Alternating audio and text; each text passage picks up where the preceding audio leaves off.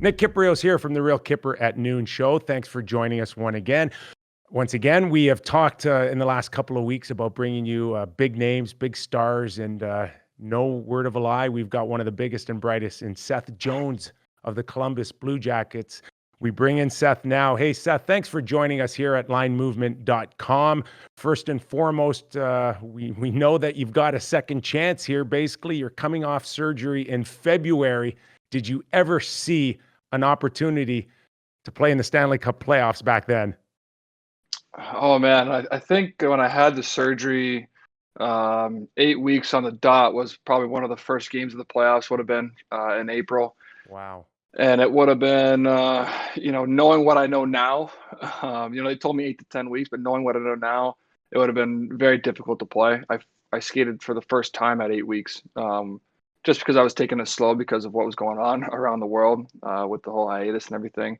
So it was a little bit of a blessing in disguise for me personally, but I feel great now. The ankle is definitely back to 100%. It probably took, honestly, 14, 15 weeks for it to really, for me to feel 100% on the ice, what cutbacks, stops and starts, things of that nature. So, like I said, I'm happy that I got to take it slow and I wasn't rushed back into it, but I'm very excited that I get a chance to play in the playoffs this year. I don't know how you feel in general about exhibition games. I hated them. I thought they were completely useless. You don't get credited for games hmm played. The goals and assists don't count. It doesn't even go towards your pension.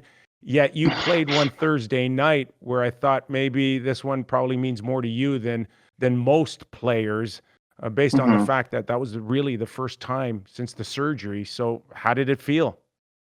I felt great. I felt great. I really just needed, I wanted the game to, and a lot of the players were kind of mixed emotions about the exhibition game. A lot of guys didn't want it. Some guys wanted it to kind of get the feel back. For me personally, I definitely wanted it just because, like you said, I haven't played a game since February 8th, I think it was my last game against Colorado for the injury. So I wanted to get the game in.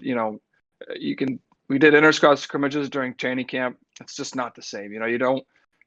I don't say this a whole lot, but it was nice to get hit, go back for a puck and get hit hard, make quick reads, things of that like that. And especially a team like Boston, who's known to be physical. So it was nice for me to kind of get that feel back and that motion around the ice and the flow of the game. You're not going to read too much into any exhibition game, whether or not you played No. well or you don't. But in this case, watching you guys and the big knock on your team in general all season long was that you can't put the puck in the net, that you're defensively structured, which is great. But then we see on Thursday night, you guys get 3 goals in the first period. You're sitting there Yeah. going, where was that offense all season long? Yeah, I know. Well, a couple power play goals. Special teams played a part in that. Obviously, I think we had 2 power play goals in the first. Um, so yeah, I mean, we felt good. We just wanted to work on all facets of the game. Our Yeah. forecheck, our neutral zone, our D zone coverage. We're going to play that style that's in your face and attack you. But we're not going to give up a lot defensively. We're going to have guys reloading hard, guys coming back. We always talk about arriving in fives in every zone. So arrive in the D zone with 5 guys, neutral zone and offensive zone with 5 guys. So it's definitely a team concept we have. You mentioned the power play, and I'm watching you and Werenski together on the power play, and we know that you're a pretty good tandem, 5-on-5, even strength. But this is new, you guys together, and so far, what I gathered from the exhibition game is you're quite comfortable out there together. Oh yeah, we love it. Every time we can get out there together, it's just so easy to play with them. We read off each other well, offensively and defensively. We're always going, or sometimes it's not good because we're both going offensively and getting in the rush. But we have a lot of fun out there. We read off each other well, so it was new that we're on the power play together, but it just feels like second nature out there. We're always finding each other and looking around for It's each other. it was amazing watching Werenski really emerge, right, in terms of his Oh play. yeah. The only 20 goal scorer in the National Hockey League. Did you see this all along when you first, saw him, that he could get to this place? And you yourself, you could have easily been in double digits if you didn't get hurt here. But it's quite remarkable to see this guy now shoot the puck and be one of the biggest threats in the league. Oh yeah. I always say, he's one of the best offensive defensemen. Just offensive awareness, when to jump, where to be, the spots to be, and then when he gets his chances, like you see 20 goals this year, it's usually in the back of the net, or he's missing the net. The goalies don't have a great chance when he's in the slot shooting the puck. So um, he's just so gifted. It's awesome to play with him every single night and see what he's able to do. And he's my younger brother's age, so he played with Caleb at the U.S. program, and I'm learning things from him, offensively that I've never done. So it's definitely a treat. Now, everybody's got this series with the Toronto Maple Leafs pegged as offense versus defense. Mm-hmm. But as we saw, even in the exhibition game against Boston, you guys are up. You like to jump up on the play. You got to think twice about doing that against a team that can counter as well as the Matthews of the worlds and the Marners Mm-hmm. and the Tavarises. Does that make you think twice a little bit going into this series? Well, oh, for sure. You have to respect the way they can skate, the way they can play offense, and create things really out of nothing, out of thin air. It looks like they don't have anything, and the next thing you know, it's an odd man rush. It's in your net if you're not careful. So we've been talking about that since day one about limiting our turnovers in neutral zone, being smart about the way the defensemen jump and the plays we're making, because transition game, they'll kill you. They're too fast of a team to turn the puck over all night. So. We're preparing for that. We're doing video, and I think we'll be ready for that. And while yourself and Zach may get a lot of the attention, you quietly look beyond that, and you see David Savard, who's a big, Mm-hmm. strong playoff type of guy, and Gavikov. And we don't really know much about him, but Mm-hmm. quietly he's rounded out that top four. And all of a sudden, I look at your blue line, and I think, wow, could these guys collectively be as good as maybe Robinson and Savard and Lapointe back in those days with the Yeah. Montreal Canadiens? Because I don't know if I'd pick another blue line I'd rather have right now than yours, Seth. Mm-hmm. Yeah. Our back end is a big part of our team, and we pride ourselves in the defense we play and how solid we are as a unit, all six guys. Everyone forgets about Ryan Murray as well. An unbelievable defenseman who can PK, play the That's power right. play in all situations, can easily play over 20 minutes a night. And then, so it's very competitive. Our camps are, even this camp was very competitive for those spots. We played 7D last night because guys are still trying to fight for that sixth spot. We have, 3-4 guys that can play in that sixth spot as well. So um, we love the depth we have. We love the versatility that we can play with all 6, 7, 8 guys on any given night. It's a big part of our team, and we love to lead the way when it comes to playing hard and playing solid. We know that you'll definitely see Frederick Anderson. What the Leafs aren't entirely know for sure is whether it'll be Korpisalo or the great Elvis Merzlikins. There it is. Yeah. Now, It's a tough Elvis, one. yeah, there you go. Seth, Elvis handles the puck a lot more than Korpisalo. So Mm-hmm. what do you prefer going into this series in terms of styles? Well, You I want don't. I mean, puck handling goaltender? well, it's always nice to have a puck handling goaltender. You want your goalie to make it as easy as possible on breakouts, whether it's stopping rims, just stopping pucks, put it in a good position for you. You look at some of the best, puck handling goalies, or probably Price. Is probably up there, and a lot of other goalies when they just make that first pass to the D. The breakouts are so much more clean. Korpisalo plays the puck very well, actually, as well. But Elvis is more willing, I'm sure, to go back there and play it and make plays. But both goalies are great. You saw last night, both goalies played well. Corby made a lot of big saves in the first half of that game. Elvis made a lot of big saves and did some good things in the second half. So obviously that decision's not up to me, but whoever's in net, our team is very comfortable. Did you see how I try to trick you into telling us You who's did. starting? You did. See, Good try, though. You're a I'm all wily over it. veteran now. I'm all over that. Yeah. Absolutely. Hey, let me ask you in terms of now, your sports family. We all know it's been well documented. Your dad, Popeye Jones, great NBA career, including what we Mm-hmm. know is a great Toronto Raptor. And now he is an assistant coach in Indiana. So he's a part of the NBA bubble. You mentioned your Mm-hmm. brother, Caleb in Edmonton. He is in the hub in Edmonton, and you're in Toronto. So do you guys get on the phone collectively and now share bubble stories? Is that what happens every day in the Jones family? No, we haven't actually. I talked to him. I talked to my dad probably, a few days ago, and it's just weird. There's not a whole lot to do. They're at Disney, so they have fishing excursions, golf courses in there. They can go on I'm sure not a lot of those massive NBA players are going on those rides there. They probably can't fit on a lot of them, but they're allowed to do that. But it's just weird. We talk about the no fans in the arena. It's hard because you can't really gain momentum. Some of the guys are talking about that last night, talking about that with Caleb.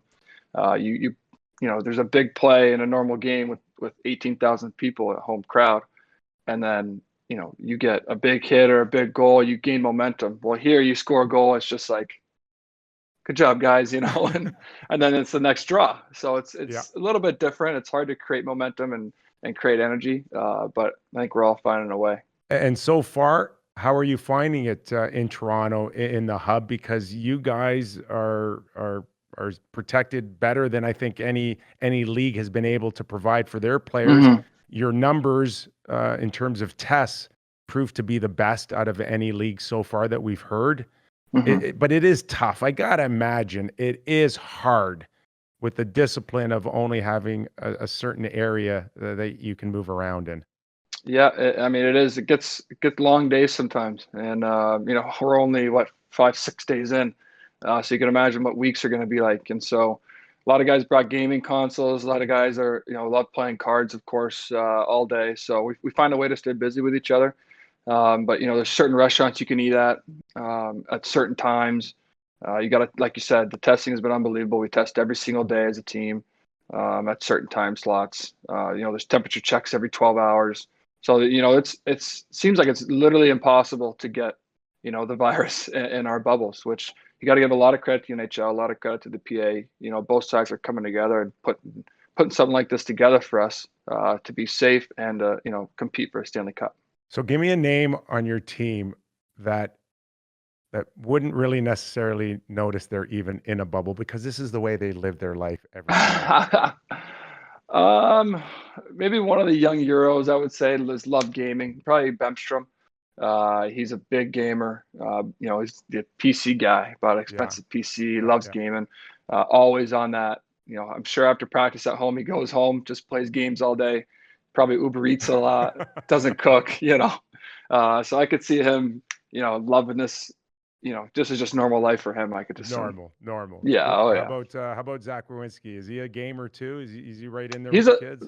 Little bit of a gamer, not as heavy as some of our young Euros or young Swedes or Finns, but he gets out. He likes to cook back in Columbus, likes to get out and eat. So he's kind of a half gamer, I would say. I gotta ask you before I let you go, and I know you guys are gearing up for a great series against the Toronto Maple Leafs. We can't wait to see it. Offense versus defense. It'll be fantastic here, but we gotta talk a little Torts here. And I gotta ask you whether you're in the dressing room, are you laughing with him? And then when you're watching his sound bites and listening to the things he says to the media, are you laughing at him? The latest, of course, is when a reporter asked him, what do you tell your players to prepare? And he says, it's none of your business. None of your business. I mean, it's got to be comical for you guys at times. You just never know what you're going to get. It's day to day. It's, it's a treat. He's obviously a very smart coach, but he's going to say what he wants to say. He's going to speak his mind. But I think that's what makes him great for our team. You always know what he's thinking. He's never holding anything back, whether it's, at a morning meeting before a game, on the bench, at intermission. He's going to let it out. He's going to tell you exactly what he's thinking, not leave a thought out. And so as a team, it's very transparent. As an individual, you can always go into his room, ask him how you're playing, how you're doing, and he'll tell you exactly what he's thinking, why you're not getting the ice time. So it's good. With the media, he loves, going back and forth with the media. I mean, that's just what he does. I'm sure he thinks it's funny, but we get a great chuckle at some of the interviews. We love watching the post-game interviews. what he's going to say. You know, you hear a question coming and you're just like, oh, this is going to be good.